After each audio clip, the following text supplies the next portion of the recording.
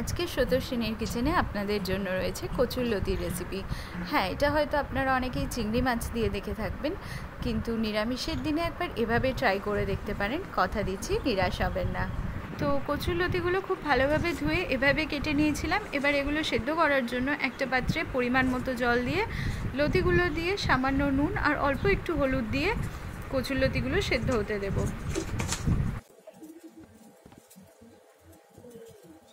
সেদ্ধ হয়ে যাওয়ার পর কালারটা ঠিক এরকম আসবে, জল ঝরিয়ে আলাদা করে নেবো। এবার বানিয়ে নেবো একটা পেস্ট। এবার পেস্টটা রেডি করার জন্য আমি এখানে একটা টমেটো এভাবে কেটে নিয়েছি কিছুটা কুচো করে রাখা নারকেল আর ওই 3টের মতো শুকনো লঙ্কা।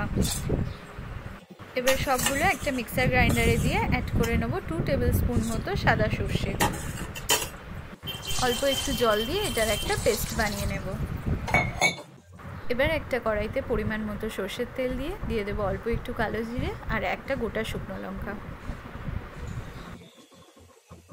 খুব ভালোভাবে কয়েকবার নেড়ে চেড়ে নিয়ে অ্যাড করে দেবো নারকেলের পেস্টটা।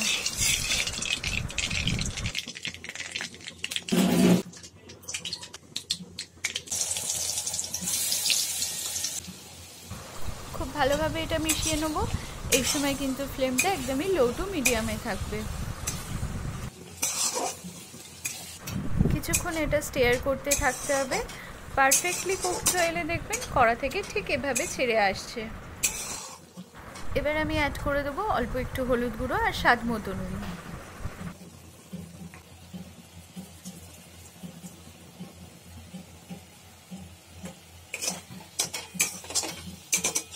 পুরোটা খুব ভালোভাবে মিশিয়ে নিয়ে ওই 2 to 3 মিনিটসের মতো স্টিয়ার করে নেব।